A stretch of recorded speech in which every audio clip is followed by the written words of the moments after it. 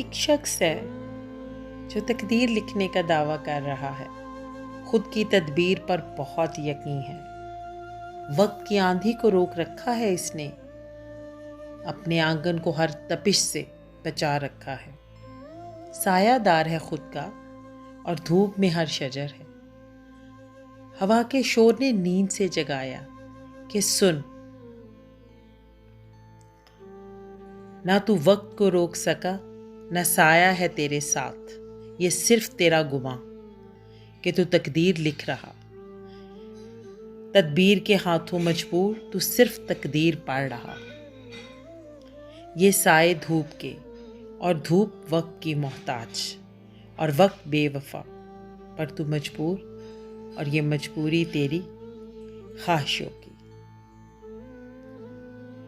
बस इस वक्त तेरे हक में, और तू तदबीर का खेल समझ रहा है इसे।